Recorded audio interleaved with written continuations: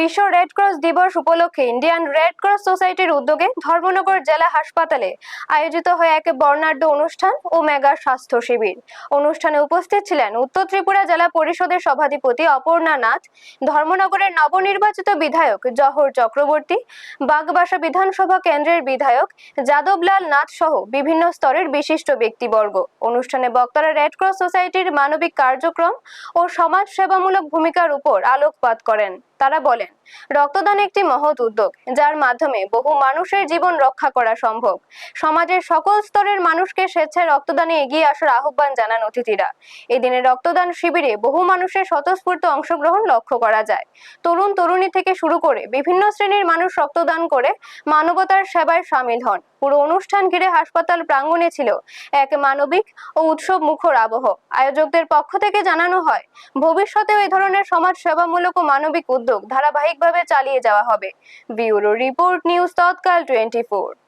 উদ্যোগে আজকে যে রক্তদান শিবির হচ্ছে, আমি বলবো সেটা অত্যন্ত গুরুত্বপূর্ণ এবং আমাদের প্রয়োজন। আমাদের ব্লাড ব্যাংকে, ধর্মনগর জেলা হাসপাতালের ব্লাড ব্যাংকে যে পরিমাণ ব্লাড থাকে সেটা কিন্তু যথেষ্ট নয়। তো আমরা চেষ্টা করব বিভিন্ন সোসাইটির মাধ্যমে আরও বেশি করে কিভাবে ব্লাডের যোগান দেওয়া যায় সেই লক্ষ্যে আমরা কাজ করে চলছি। আজকে হচ্ছে international red cross day.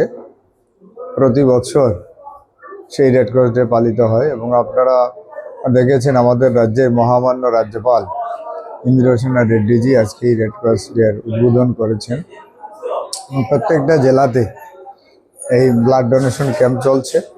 Henry ডোনাল্ডের আজকে জন্মদিন। এই দিনকে এই ব্লাড ডোনেশন এবং বিভিন্ন সামাজিক কার্যক্রমের মাধ্যমে দিনটিকে প্রতিপালিত হয় এবং রেড ক্রস সবসময় মানুষের পাশে থেকে সেবার কাজ করে থাকে এবং রেড ক্রসের সদস্যরা যারা রয়েছেন ওনারা সবাই এই মানসিকতা নিয়ে কাজ করে যে আমরা সমাজকে কিছু দিতে চাই এবং সমাজের প্রতি যে দায়বদ্ধতা রয়েছে সেই দায়বদ্ধতা নিয়ে ওনারা কাজ করেন বলেই রেড ক্রস দেখেছেন আপনারা বিভিন্ন সময় প্রাকৃতিক দুর্যোগ, খরা, বন্যা, কোথাও কারো বাড়িঘর পুড়ে ছাই হয়ে গেলে সেখানে তাদের পাশে দাঁড়ানো, এই কাজগুলো রেড ক্রস করে থাকে।